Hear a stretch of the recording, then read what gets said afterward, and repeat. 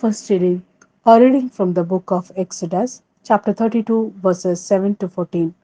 Yahweh then said to Moses, "Go down at once, for your people, whom you brought here from Egypt, have become corrupt.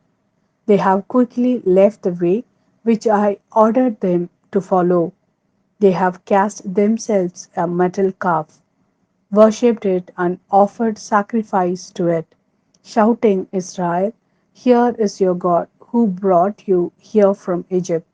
Yahweh then said to Moses, I know these people, I know how obstinate they are.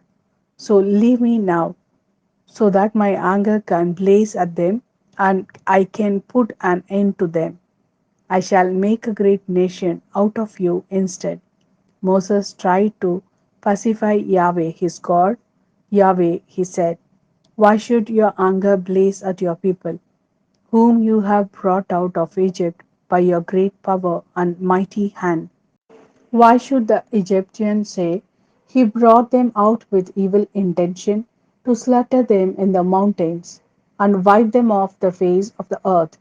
Give up your burning wrath, relent over this disaster intended for your people.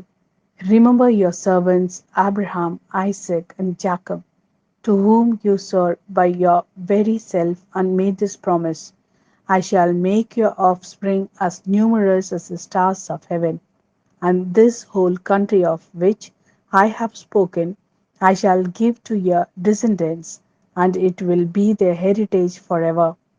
Yahweh then relented over the disaster which he had intended to inflict on his people. This is the word of Lord. Thanks be to God.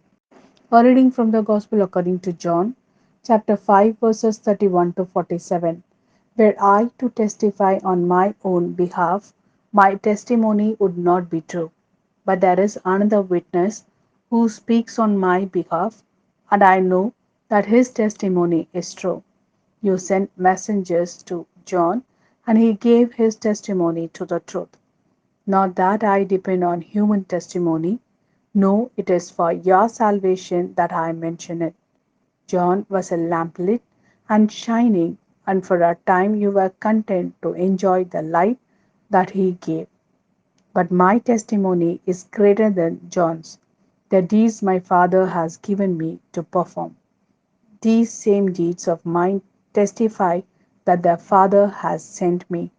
Besides, the Father who sent me bears witness to me himself. You have never heard his voice, you have never seen his shape, and his word finds no home in you, because you do not believe in the one whom he has sent. You pore over the scriptures, believing that in them you can find eternal life. It is these scriptures that testify to me, and yet you refuse to come to me to receive life. Human glory means nothing to me. Besides, I know you too well. You have no love of God in you. I have come in the name of my Father, and you refuse to accept me. If someone else should come in his own name, you would accept him. How can you believe, since you look to each other for glory, and are not concerned with the glory that comes from the one God?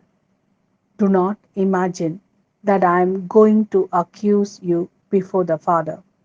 You have placed your hopes on Moses, and Moses will be the one who accuses you.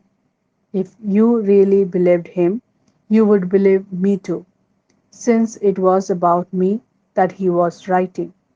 But if you will not believe what he wrote, how can you believe what I say?